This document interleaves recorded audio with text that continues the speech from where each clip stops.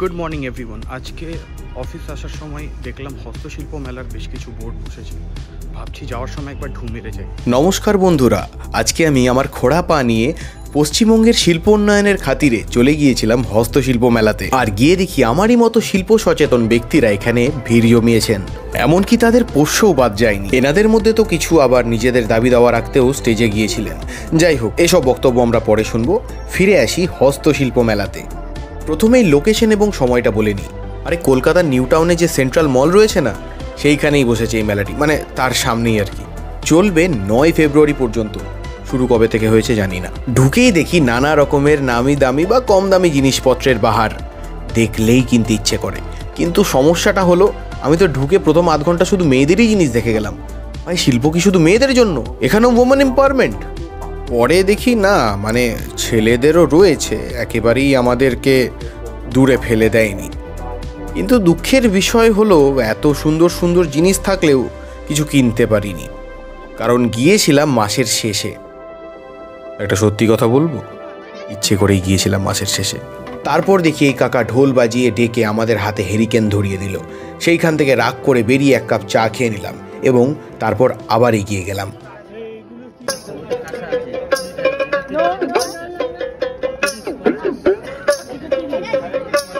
বাহ, দাদার একতারা বাজানো দেখে আমরা ফুল স্যাটিসফাইড। সেইখান থেকে বেরিয়েই দেখি, ও বাবা, এখানে তো বিভিন্ন জেলার নাম লেখা। মানে ব্যাপারটা বুঝতে একটু সময় লাগলো যে এইসব জেলারই শিল্পকলা সেখানে রয়েছে আর কি। আর এই তো ফটো ফ্রেম, সোনার কেল্লা, হাইলি সাসপিশিয়াস। আর সত্যজিৎ রায়, এনাকে নেই আর কি না। আর কি, তো আমি আমার বন্ধুদের সাথে। যাই হোক, এরপর আমাদের একটি রঙিন কেটলিতে চা অফার করা হলো। আমরা বললাম না না, ঠিক আছে, আমরা খেয়ে এসছি। কিছুদিন পরে সরস্বতী পুজো, তাই একজন সরস্বতী ঠাকুর কিনছিলেন আর কি। এরকমই এখানে সুন্দর সুন্দর জিনিসপত্র বিক্রি হচ্ছিল। অনেকেই কিনছিলেন, যারা বড় লোক, অনেকে দেখছিলেন যারা কিনবে কিনা ভাবছে, আর অনেকেই ভিডিও করছিলেন। আমাদের মতো যারা কিনবে বলে তো মনে হয় না। এই তোর এক দোষ, নিজের সাথে সবাইকে কেন মেশাচ্ছিস? এরপর আমরা গণপতি বাপ্পা মৌরিয়া বলে এগিয়ে গেলাম এবং সামনেই দেখতে পেলাম ছোট্ট একটি গণেশ এবং ছোট্ট একটি প্যাঁচা। বাড়ি ফেরার জন্য রিক্সাও অ্যাভেলেবেল। এবং এটা কি আমি জানি না। জয় মা দুর্গা। সব থেকে বাজে অবস্থা হচ্ছে, আজকে ডেট 26শে জানুয়ারি, মাসের শেষ। নেওয়ার ইচ্ছে প্রচুর, ভালো ভালো জিনিসপত্র রয়েছে, কিন্তু নিতে পারছি না। আমার অ্যাক্টিংটা কেমন লাগলো guys? 1 like for the acting. পুরো ন্যাচারাল লাগছে না? যাই হোক, এই জায়গাতে এসে কিন্তু আমার পা দুটো থেমে গেছে। প্রচণ্ড ইচ্ছে করছিল আর কেনার, কিন্তু ওই যে টাকা নেই। ছোটবেলাতেই ভালো ছিলাম না। ইয়ার কি অনেক হলো। একটা কিন্তু কথা সত্যি, এখানে এখনো পর্যন্ত আমি যা জিনিস দেখলাম, প্রত্যেকটির হয়তো ব্যবসায়িক দিক দিয়ে একটি মূল্য থাকলেও শিল্পসত্তা অমূল্য, যার দাম তুমি কোনো দিন কোনো শিল্পীকে দিয়ে পূরণ করতে পারবে না। এত সুন্দর জ্ঞান দেওয়ার জন্য আমাকে একটি অ্যাওয়ার্ডও দেওয়া হয়েছে guys. Thank you, thank you, thank you very much. আমায় একজন বলেছিল তোর মুখোশ একদিন টেনে ছিঁড়ে ফেলবো, তাই ভাবলাম স্যালোটেপটা ভালো করে লাগিয়ে আসি। আর তাই ঢুকে গেলাম একটি মুখোশের দোকানে। দেখেছো কিরকম নিপুণ হাতে তৈরি সুন্দর মুখোশগুলো। গ্রামটার নাম কি জানো? যেখানে মুখোশ গ্রামটাই বলছে, আসল নামটাই জানতে হবে।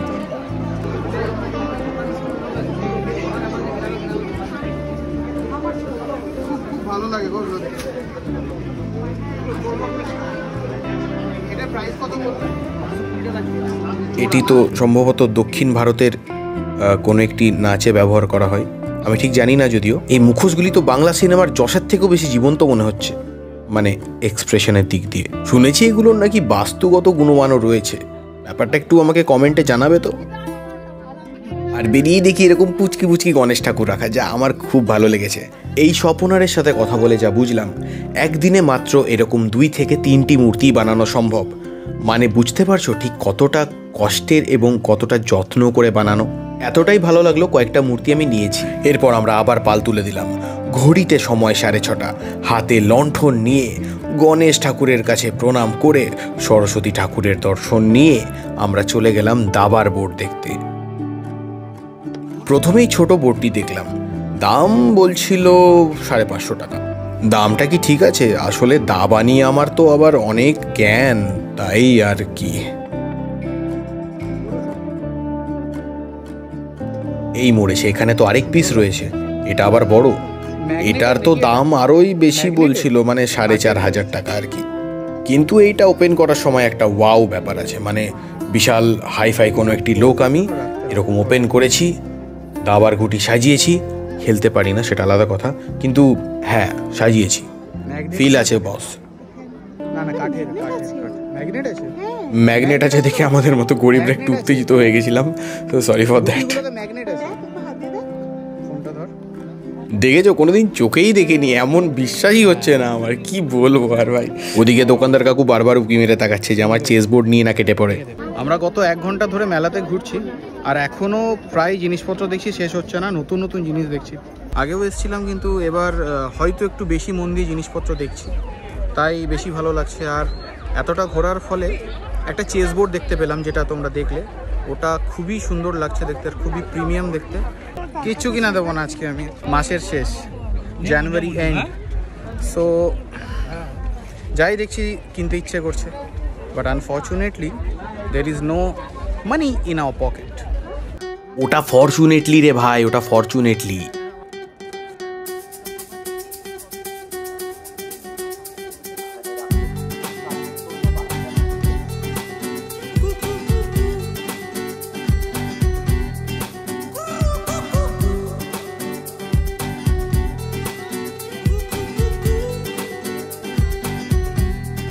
এই কোথা থেকে এলো?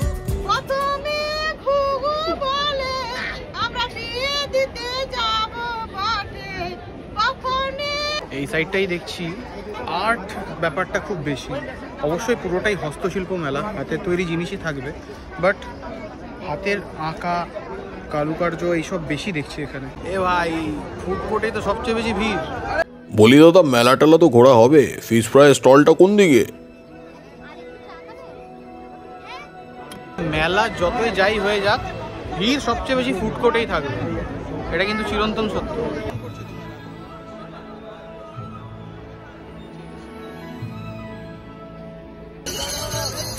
এইখানেও একটা হস্তশিল্প মেলা, আবার এইদিকেও একটা হস্তশিল্প মেলা। বেশ অনেকটা এরিয়া জুড়েই এবার কিন্তু মেলাটি বসেছে। এই এরিয়াতে কিন্তু আগে বসতো না। দেখেছো গাইজ, মেলার আয়তন বৃদ্ধি মানেই কিন্তু শিল্পের উন্নয়ন হয়েছে। হ্যাঁ, যার জন্য এসেছিলাম, মনে পড়ছে?